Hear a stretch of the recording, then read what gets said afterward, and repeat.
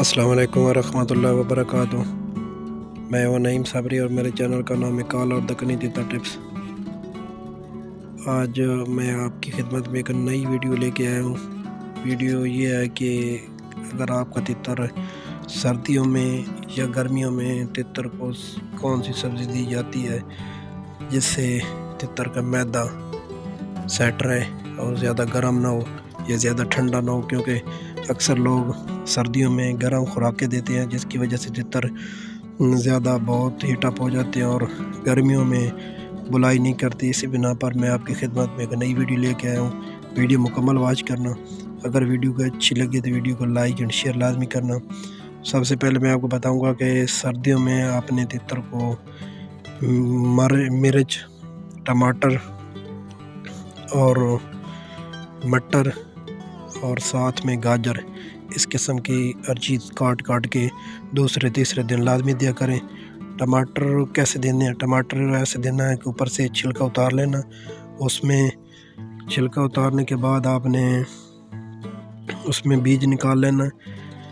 بیج نکال کے وہ تیتر کو جو پیالی وغیرہ ہوگی اس میں دینا، وہ کھا لے گا۔ اور گاجر کے چھوٹے چھوٹے ٹکڑے کر لینے ہیں، گاجر بھی آپ دے سکتے ہیں دوسرے تیسرے دن۔ یہ اس طرح اپنے سب ہر چیز کو چھوٹے چھوٹے کاٹ کے جو چھلکے ہوں اس کو وہ علیحدہ پھینک دینے ہیں، تو وہ اپنے تیتر کو دے دیں۔ دوسرے تیسرے دن لازمی دیا کریں۔ دوسرے تیسرے دن سردیوں میں آپ اپنے تیتر کو دال، مونگ کی دال بھی دیا کریں، اس سے تیتر کا معدہ سیٹ رہتا ہے، جو چیز کھاتا ہے ہضم ہو جاتی ہے، اور جو ملی وغیرہ بن جاتی ہے تو وہ اکثر تیتر سردیوں میں جب گرم خوراک کھاتے ہیں تو ان کے معدہ ہیٹ اپ ہو جاتا ہے، وہ پھر میٹ کھانے لگ جاتے ہیں، پارک کھانے لگ جاتے ہیں اور ٹاپ کرتے ہیں۔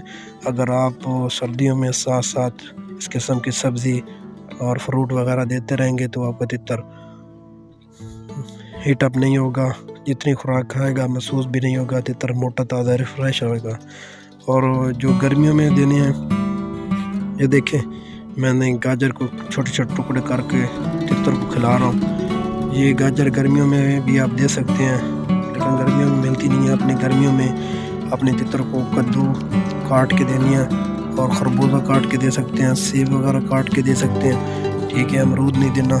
اور دوسرے تیسرے دن آپ گرمیوں میں اس کو روٹی جو ہوتی ہے، ٹھیک ہے، اناج جو ہم کھاتے ہیں، یہ دیہاتوں والے لوگ تو اکثر جانتے ہیں، جو تندور وغیرہ ہوتا ہے اس میں روٹی پکانی ہے،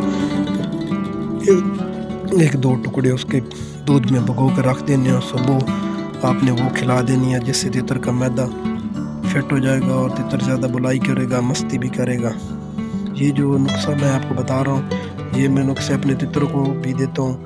یہ نسخے عام نہ سمجھیے، کیونکہ پہلے میں اپنے تیتروں پہ پریکٹیکل کرتا ہوں، پھر آپ بھائیوں کے ساتھ اس قسم کی ویڈیو شیئر کرتا ہوں۔ یہ دیکھیں میں نے اپنے تیتر کو گاجر دی ہے، اس کے چھوٹے چھوٹے ٹکڑے کر کے دیے، یہ بھی کھا رہا ہے، اور جیسے کھائے گا اوپر سے کوئی اور میں دے دوں گا، مونگ کی دال یا موٹ وغیرہ دے دوں گا۔